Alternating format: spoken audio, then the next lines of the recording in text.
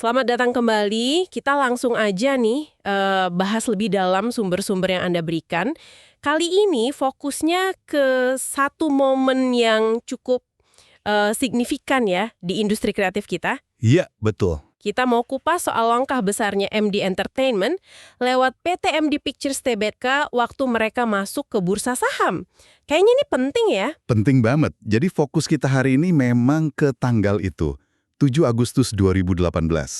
Momen saat MD Pictures jadi rumah produksi film pertama di Indonesia yang sahamnya listing di Bursa Efek Indonesia, BI. Pertama ya. Wow. Iya, yang pertama. Nah, kita mau lihat nih, kenapa ini jadi semacam titik balik, terus dampaknya apa aja, nggak cuma buat MD sendiri, tapi buat industri film kita, gitu. Oke, mari kita bedah bareng-bareng kalau gitu. Apa aja sih poin penting dari langkah ini?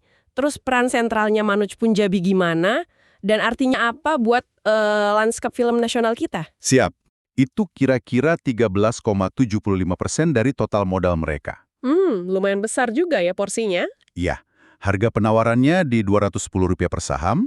Nah, dari situ mereka berhasil dapat dana segar sekitar 274,63 miliar, cukup signifikan lah. Dan saya dengar respons pasarnya langsung heboh ya. Saham film ini katanya langsung terbang di hari pertama listing. Betul sekali. Itu langsung melonjak hampir 50% dari harga IPO. Dibuka di Rp314. Wah, 50%? Iya, saking tingginya minat beli sampai kena auto-reject atas dari BEI. Itu kan mekanisme bursa ya, kalau harga naiknya terlalu kenceng dalam waktu singkat. Jadi kayak direm gitu ya perdagangannya? Tapi lebih kayak semacam vote of confidence gitu buat industri film kita secara umum. Tepat, itu poin menariknya. Ini nunjukin kalau industri film itu mulai dianggap serius sebagai sektor ekonomi yang prospektif, yang layak buat investasi. Bukan lagi cuma industri sampingan gitu. Menarik. Manoj Punjabi sendiri kan bilang kalau langkah ini tujuannya transparansi, tanggung jawab ke publik. Tapi dana ratusan miliar itu rencananya buat apa aja sih? Kadang dana IPO kan bisa cepat habis juga ya. Nah ini dia, kelihatan visi jangka panjangnya di sini. Alokasi dananya itu strategis banget. Sebagian besar memang buat modal kerja, pengembangan produksi film-film baru. Oke, buat bikin film lagi ya. Iya, terus ada porsi signifikan juga buat ngamanin kontrak eksklusif sama talenta kunci, kayak sutradara, aktor-aktris gitu. Lalu juga buat memperkuat portofolio haki, hak kekayaan intelektual. Ki, ini penting ya. Penting banget. Itu kan aset tak berwujud ya, kayak hak cipta cerita, karakter, judul film. Dan bahkan ada rencana juga buat kembangin film animasi. Jadi jelas, fokusnya bangun pondasi bisnis yang berkelanjutan, bukan cuma cari untung sesaat. Saya jadi nangkep poin lain nih. Ini bukan cuma soal cari modal berarti ya, tapi ada unsur legitimasi juga, mengubah cara pandang orang ke rumah produksi film. Sangat tepat. Dengan jadi perusahaan terbuka, TBK, artinya kan sahamnya bisa dibeli publik, diperdagangkan di bursa. Nah, MD Pictures jadi wajib ikut aturan main tata kelola perusahaan yang baik, atau JCG. Good corporate governance itu ya. Iya, betul. Ini jelas ngangkat citra industri film.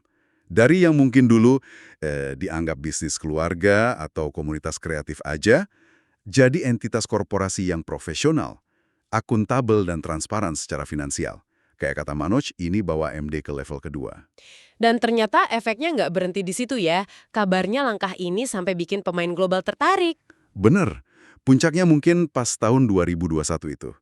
Raksasa teknologi Tencent Holdings, mereka masuk mengakuisisi 14,6% saham MD Pictures. Wow, Tencent. Iya, Tencent. Ini kan validasi yang luar biasa ya. Keputusan strategis buat IPO beberapa tahun sebelumnya itu ternyata berhasil narik minat investor kelas dunia. Jadi pintunya makin kebuka buat kolaborasi internasional. Jadi kalau kita simpulkan nih, apa sih makna paling penting dari semua ini buat Anda yang mungkin lagi ngikutin atau bahkan kerja di industri kreatif? Ini bukti nyata sih, bahwa industri kreatif kita, khususnya film, itu punya nilai ekonomi yang konkret, punya daya tarik investasi yang kuat. Langkah MD ini jadi semacam preseden, bikin standar baru soal profesionalisme, transparansi. Menetapkan standar baru ya? Betul, dan peran kepemimpinan Manoj Punjabi di sini juga sentral banget.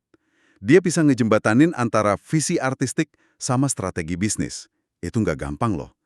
Ini makin ngukuhin posisinya dia lah di industri film kita. Jadi kesimpulannya, IPO MD Pictures ini jauh lebih dalam ya maknanya daripada sekedar transaksi uang. Ini semacam pernyataan, penegasan tentang potensi besar industri film Indonesia. Sekaligus ya, itu tadi, membuka jalan buat standar profesionalisme baru yang didorong sama kepemimpinan visioner. Iya. Dan kalau kita tarik ke gambaran yang lebih besar lagi, keberhasilan ini ikut nunjukin kalau industri kreatif itu memang pilar ekonomi yang penting, yang patut diperhitungkan, sejajarlah sama sektor-sektor industri lainnya di Indonesia. Nah, sebagai penutup nih, ada satu hal yang menarik mungkin buat Anda pikirkan. Kalau sebuah rumah produksi film besar udah masuk bursa, harus transparan, terus dilirik investor global kayak tadi, gimana ya kira-kira nanti keseimbangan antara, katakanlah kebebasan visi artistik para sineas dengan tuntutan target komersial dari pemegang saham? Pertanyaan bagus gitu. Ini mungkin bakal jadi dinamika yang menarik ya ke depannya buat industri film kita. Sesuatu untuk direnungkan mungkin.